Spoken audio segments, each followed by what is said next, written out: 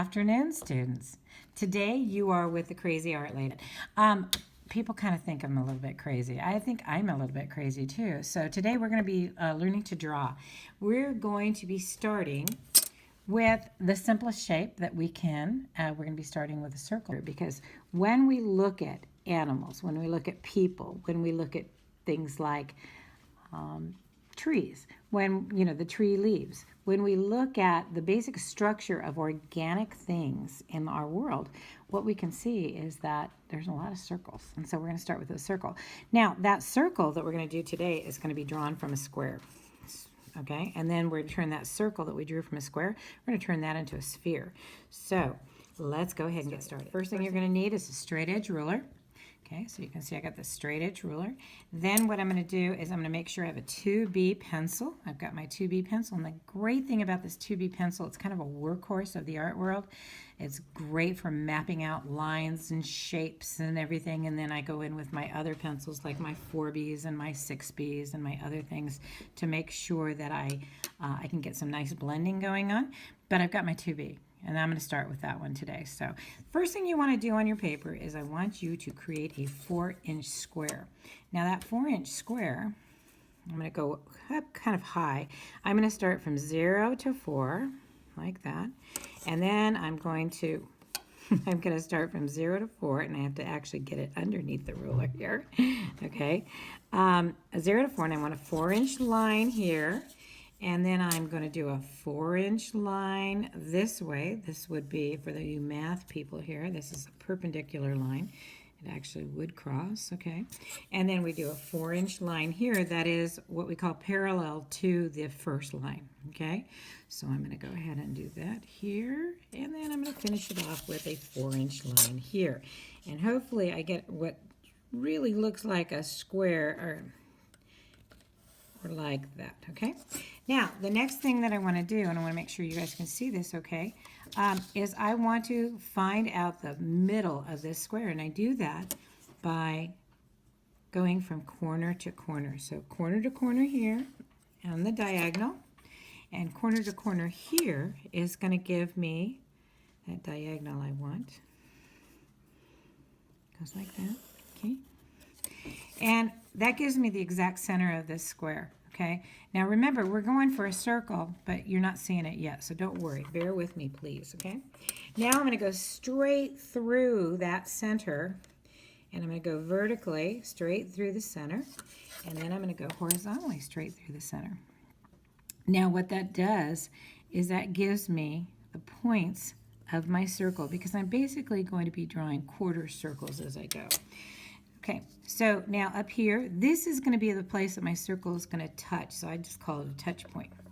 I don't know if that's what it's really called, but that's what I'm going to call it. And then here, we're going to have a touch point here, and then here, we're going to have a touch point down here, and here a touch point. So when I start making this circle, I want to make sure that those are the only places that circle is going to touch. And so now I'm going to do this, and I'm going to be switching my paper around like this because I have certain angles that I draw this with. So here it goes. So we're going to go like this, and we're going to lightly sketch out a quarter circle, okay? So I'm going to lightly sketch it out, and so that's only going to touch here and here. And you can see I kind of squared it a little bit so I can go in with my eraser. This is kind of the coolest thing, this eraser. So you go in like this. It sounds like a Saturday afternoon, like somebody's doing yard work or something. So now I'm going to go back over it, and I'm just going to try to get it a little bit nicer. I go like this, then I'm going to move this around, and I'm going to go like this.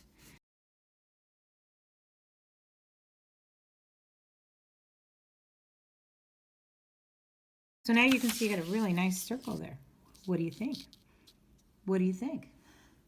Good? Okay, she's giving me the thumbs up, so that's good. Okay, the next thing that we're going to do is we're going to go ahead and get in here and erase. Like I said, I love these because we're going to have, here we go. It's the Lawnmower Saturday here. So we're going to go ahead and erase this part. And so I'm going to go through and I'm going to erase all of these lines over here.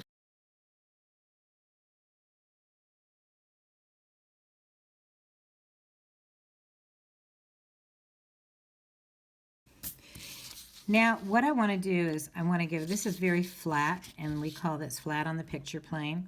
So there's nothing three-dimensional about this shape. So what I want to do is I want to start getting it looking very three-dimensional. So now what I'm going to do is I'm going to look at this outside line. Now this is called the contour line of the sphere, okay, or the circle. This is the contour line, and from that contour line, I'm going to follow these contour lines. And now what I'm going to do is I'm going to round this like this, and round this like this until they meet. And you can see that if I do that here and I do that here, you can kind of see that it's going to start bringing it up and making it look a little bit more three-dimensional. So now I'm going to erase all these lines.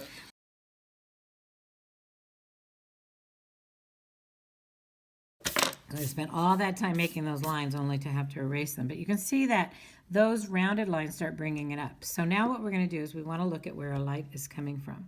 Now, my light is coming from this side. So what I'm going to do is I'm going to stipple. Stippling is just a series of dots. I'm going to stipple in like a kind of a circle here to remind myself as a beginning artist, which you guys are all beginning artists. As a beginning artist, I want to remind myself to not put any shading right in here, because light always bounces off an object in the shape of the object. The light is coming in from over here, okay? So there's going to be this great big highlight right there. So now I look at the contour line here, and I'm going to do something called contour hatching. Contour hatching means I'm going to do these series of contour lines or hatching lines, but I'm going to make them rounded so they match this down here. So here we go. Okay, and then over on this side, this is going to be darker on this side. So what we're going to do is we're going to continue to meet it.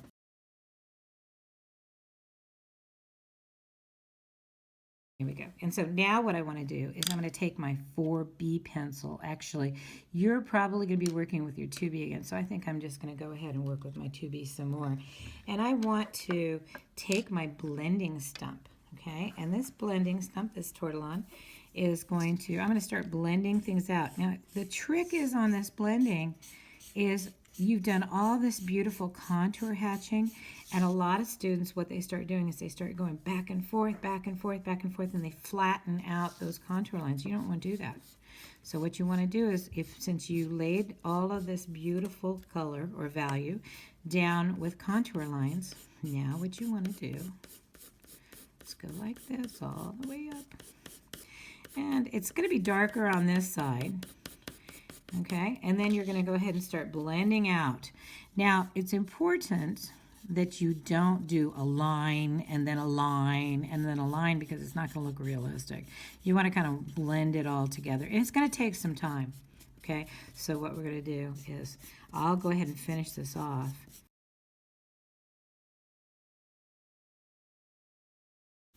Go ahead and clean it up a little bit more. Now, that's a pretty good sphere, right? Sphere. That's a pretty good sphere, right? So now what we're going to do is I'm going to take some of this leftover blending stuff over here, and I can see that if the light's hitting here, the shadow's going to hit back here. So I'm going to go ahead and do some flat shadowing back here. And it looks pretty good. And I could do a little bit more with this, and you know, if you've got extra pencils and you want to do something a little bit more, what you could do is you can add your 4B, and your 4Bs are great because the graphite gets released really, really easily. Okay, and so I'd probably put it even darker over on this side. I'd add some more blending here. The higher the number on your Bs, the more graphite's going to be released, and so it'll be a darker value. Okay, so you want to go ahead and do that. And you can work it and work it until you're really satisfied with this. Now, in doing this, what we covered today is we covered what's called the element of space. Okay, oops, let me bring this down. Element of space. So I'm going to go ahead and have you write that right on your paper, because then when your parents see this when you bring it home and they go, oh my gosh, you did so beautifully on this. I can't believe it. It's so beautiful. And then you'll say, yes, we were working with the element of space. And they're going to be really doubly impressed. And then what you're going to do is we can look at some of the other things that we learned today. We learned about contour lines, the outside lines.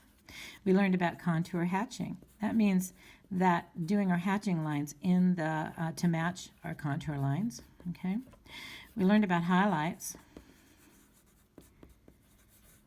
Okay. We learned about shading and shadows. Okay. So you learned a lot in this very simple lesson, and I hope you enjoyed it. Okay. So don't forget to put your artist signature on it.